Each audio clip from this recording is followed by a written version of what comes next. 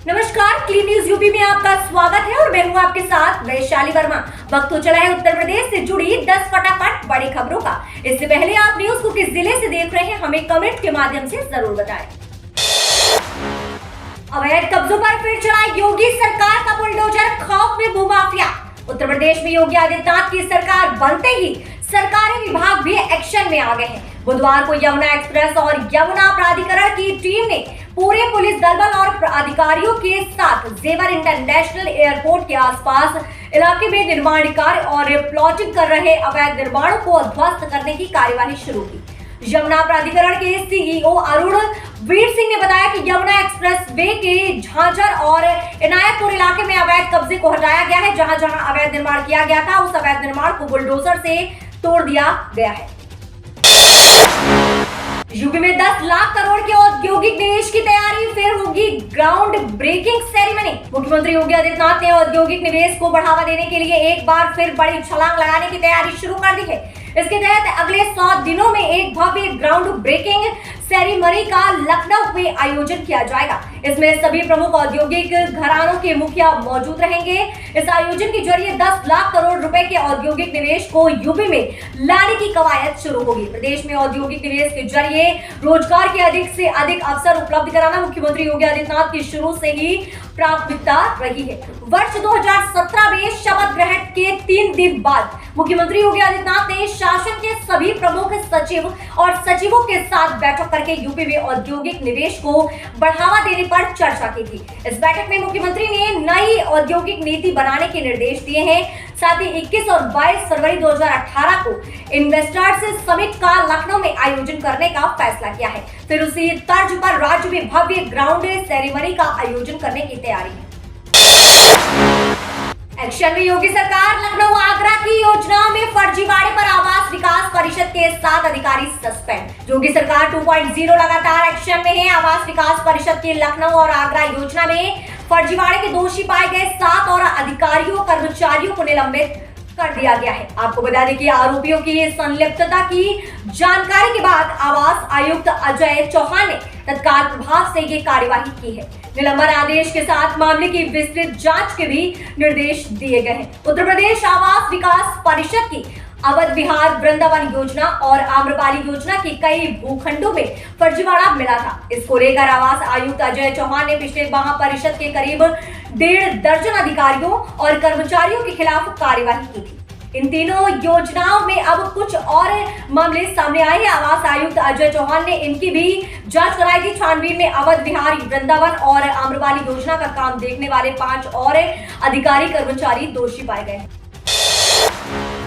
मुख्यमंत्री योगी ने कहा, तीसरी लहर के बाद लोगों में एंटीबॉडी की स्थिति बेहतर, हर जिले में चलते रहेंगे इंटीग्रेटेड कमांड सेंटर। मुख्यमंत्री योगी आदित्यनाथ ने कहा कि हाल ही में कराए गए सीरो सर्वे के परिणाम बताते हैं कि तीसरी लहर के बाद लोगों में एंटीबॉडी की स्थिति पहले से काफी बेहतर हुई है। टीकाकरण काफी उपयोगी सिद्ध हुआ है। उन्होंने निर्देश दिया है कि हर व्यक्ति को कोविड टीका कवर दिया जाए। मुख्यमंत्री बुधवार को लोक भवन में कोविड प्रबंधन के लिए गठित टीम 9 की बैठक को संबोधित कर रहे थे। मुख्यमंत्री ने कहा कि राज्य सरकार द्वारा कोरोना से जंग के लिए उठाए गए कदम सार्थक साबित हुए हैं। बचाव और टीकाकरण अभियान से कोरोना संक्रमण की स्थिति पूरी तरह नियंत्रण में है। इसके बावजूद अभी भी इस संक्रमण के खिलाफ सतर्कता बरतनी आवश्यक है। ये सुनिश्चित किया जाए कि एक भी प्रदेशवासी कोविड टीका कवर से वंचित न रहे। उत्तर प्रदेश में 4 संस्थानों में जीनोम सिक्वेंसिंग की जा रही है। Integrated Covid command centre, vaccination का क्लस्टर मॉडल, निगरानी समिति आदि व्यवस्था की तारीफ हुई है। ऐसे में हर जिले में इंटीग्रेटेड कमांड सेंटर का संचालन जारी रखा जाए। एडेड स्कूलों में होगी 7000 भर्तियां, माध्यमिक शिक्षा विभाग ने शुरू की तैयारी। माध्यमिक शिक्षा के सहायतित इंटर कॉलेजों में भर्ती की तैयारी है। विभाग अब ऐसी रिक्तियों का ब्यौरा जुटा रहा है। अपर शिक्षा निदेशक डॉक्टर महेंद्र देव ने सभी जिलों को पत्र भेजकर 100% रिक्तियों का प्रस्ताव माध्यमिक शिक्षा सेवा चयन बोर्ड को भेजने के निर्देश दिए हैं। लगभग 7000 से ज्यादा रिक्त पदों पर भर्ती की जा सकती है। माध्यमिक शिक्षा विभाग की अपर मुख्य सचिव आराधना शुक्ला ने पत्र भेजकर कहा है कि एडेड स्कूलों में रिक्त प्रधानाचार्यों, प्रधानाध्यापकों, प्रवक्ता व सहायक अध्यापकों के रिक्त पदों का 100% अध्यायाचन सेवा चयन बोर्ड को भेजा जाए। इसके साथ ही इससे पहले यथा अधियाचित पदों का ब्यौरा भी निर्देशालय भेजा जाए। एडेड स्कूलों में 2021 में 15,000 सहायक अध्यापकों की भर्ती हुई है। प्रदेश के 4,500 से अधिक सहायता प्राप्त माध्यमिक विद्यालयों में प्रशिक्षित स्नातक, प्रवक्ता और प्रधानाचार्यों के लगभग 7,000 पदों का अधियाचन भेजा जा चुका है। इनमें 2,000 पद प्रधानाचार्य के हैं। सीएम ने कहा, एक भी बच्चा स्कूल से वंचित ना रहे। परिषदीय स्कूलों में चलेगा स्कूल चलो अभियान। प्रदेश में 4 से 14 वर्ष तक के सभी बच्चों को शिक्षा से जोड़ने के लिए बेसिक शिक्षा परिषद के स्कूलों में स्कूल चलो अभियान शुरू होगा। मुख्यमंत्री योगी आदित्यनाथ ने बुधवार को शासन की उच्च स्तरीय बैठक में विभागीय मंत्री संदीप सिंह और कर्मचारियों अधिकारियों से विचार कर अभियान को क्रियान्वयन करने के निर्देश दिए हैं। कोरोना संक्रमण के चलते बीते 2 वर्ष से स्कूलों में भौतिक पठन पाठन प्रभावित रहा है। परिषदीय स्कूलों में 1 अप्रैल से शैक्षिक सत्र 2022-23 शुरू हो रहा है। मुख्यमंत्री ने कहा कि बच्चों व अभिभावकों को शिक्षा के प्रति जागरूक करने के लिए स्कूल चलो अभियान शुरू किया जाए। शासन ने परिषदीय विद्यालयों को खोलने, स्कूल यूनिफॉर्म, जूता, मोजा, स्वेटर, स्कूल बैग की राशि उनके अभिभावकों के बैंक खाते में भेजना प्रारंभ कर दिया है। बीते साल में अभिभावकों के खाते में भेजी गई राशि के अच्छे परिणाम सामने आए हैं। मुख्यमंत्री ने कहा कि शिक्षक ये ध्यान रखे कि विद्यार्थी यूनिफॉर्म में ही स्कूल आए। रेल यात्रियों के लिए राहत भरी खबर, आरामदायक सफर के लिए फिर से शुरू हो रही है ये सुविधा। यात्रियों को राहत देने के लिए लंबे समय बाद भारतीय रेलवे फिर से 2 वर्ष पहले बंद की गई सुविधा को बहाल करने वाला है। रेल मंत्रालय ने लंबी दूरी की ट्रेनों में फिर से यात्रियों को कंबल और चादर देने का ऐलान किया है। गुरुवार 10 मार्च को इस संबंध में नोटिफिकेशन जारी किया गया था। इस पर अमल करते हुए ये सुविधा सभी ट्रेनों के लिए शुरू की जाएगी। इससे पहले मार्च 2020 में महामारी आने के बाद यात्रियों को चादर, तकिया और कंबल देना बंद कर दिया गया था। चाहे कितना लंबा सफर करना हो, चादर, तकिया और कंबल का इंतजाम खुद करना होता था। ऐसे में उन्हें परेशानी भी होती थी, लेकिन अब रेलवे ने तत्काल प्रभाव से इस सुविधा को शुरू करने का फैसला किया है। ये सुविधा उत्तर प्रदेश के सहित सभी राज्यों के लिए लागू होगी। आपको बता दें कि रेलवे की ओर से ऐसी एसी कोच के लिए सभी ट्रेनों में चादर, कंबल और तकिए की सुविधा उपलब्ध कराई जाती है। गरीब रथ जैसी ट्रेनों में ये वैकल्पिक सुविधा है। अब कोरोना के मामलों में गिरावट को देखते हुए रेलवे ने इस सुविधा को बहाल करने का फैसला किया है। दिल्ली मेरठ का सफर आज रात से होगा महंगा, देना होगा इतना टोल टैक्स।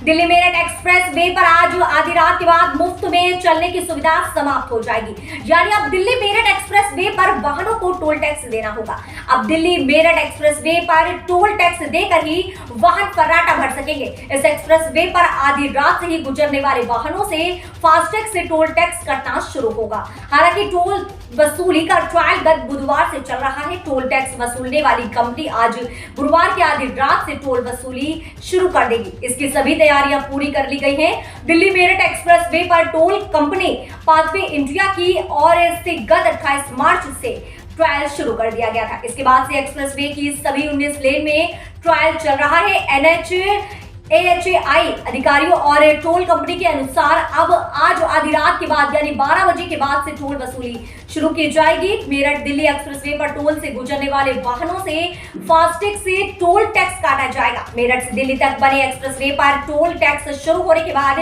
इसका असर वाहन चालकों पर भी पड़ेगा। बिना फास्टैग वाले वाहनों से इस एक्सप्रेसवे पर 2 गुना टोल टैक्स वसूला जाएगा। 2 अप्रैल से बदल रहे इन 2 बैंकों के नियम, खाता धारकों पर पड़ेगा सीधा असर। आगामी 2 अप्रैल से पंजाब नेशनल बैंक यानी PNB और एक्सिस बैंकों ने अपने नियमों में बड़ा बदलाव किया है। इन बदलाव को उन लोगों पर असर पड़ेगा जिनके खाते इन बैंकों में हैं। इसलिए जरूरी है कि वे भी इन बैंकों में होने वाले बदलाव के बारे में जरूर जान लें। पंजाब नेशनल बैंक यानी PNB ने आगामी 4 अप्रैल से अपने यहाँ पर पॉजिटिव पे सिस्टम लागू किया है। ये पॉजिटिव पे सिस्टम 4 अप्रैल से सुचारू रूप से काम करने लगेगा। पॉजिटिव पे सिस्टम के अनुसार आगामी 4 अप्रैल से चेक भुगतान अब बिना वेरिफिकेशन के नहीं हो सकेगा। इस नए नियम के अनुसार अगर चेक का पूरी तरह से वेरिफिकेशन नहीं हुआ तो बैंक इसको वापस लौटा देगा, जिसकी जिम्मेदारी चेक धारक की होगी। इस नए नियम के अनुसार खाता धारक बैंक ब्रांच या डिजिटल माध्यम के जरिए 10 लाख रुपए या उससे अधिक का चेक जारी कर सकता है, तो उसका कंफर्मेशन जरूरी होगा। अगर ऐसा होता है तो चेक वापस कर दिया जाएगा। यूपी में गर्मी से हाल बेहाल, 4-5 दिनों में और बढ़ सकता है तापमान। उत्तर प्रदेश में इस बार मार्च महीने में ही गर्मी से हाल बेहाल है। 18 साल में ये पहला मौका है जब मार्च में पारा 40 डिग्री को पार कर गया है। गर्मी के ऐसे तेवर देख लोग चिंता में पड़ गए हैं। हर कोई सोचने लगा है कि जब अभी ये हाल है तो फिर मई जून में क्या होगा। अधिक तापमान की वजह से लोग बीमार होने लगे हैं। दिक्कत वाली बात यह है कि फिलहाल इस प्रचंड गर्मी से राहत मिलती नहीं दिख रही है, बल्कि अगले 5-7 दिनों में तापमान और बढ़ सकता है। मार्च महीने के अंतिम दिन यानी 31 मार्च को भी पूरे दिन गर्म हवाएं चल सकती है। मौसम विशेषज्ञों का कहना है कि अधिकतम के साथ न्यूनतम तापमान में भी वृद्धि की संभावना है। इसके 20 डिग्री सेल्सियस के आसपास रहने की उम्मीद है। विशेषज्ञों का मानना है कि इस साल मई जून में प्रचंड गर्मी लोगों को काफी परेशान कर सकती है, खासकर बच्चों को काफी दिक्कतें हो सकती है। कोरोना के चलते 2 साल से पढ़ाई पहले से बेपटरी है। अब यदि मौसम की वजह से इस पर असर पड़ा तो बच्चों का काफी नुकसान हो सकता है। तो ये रही दिन भर की 10 फटाफट बड़ी खबरें। न्यूज अगर आपको पसंद आई हो तो वीडियो को लाइक, शेयर और हमारे चैनल क्लीन न्यूज यूपी को सब्सक्राइब करके बेल आइकन को प्रेस करना बिल्कुल ना भूलें।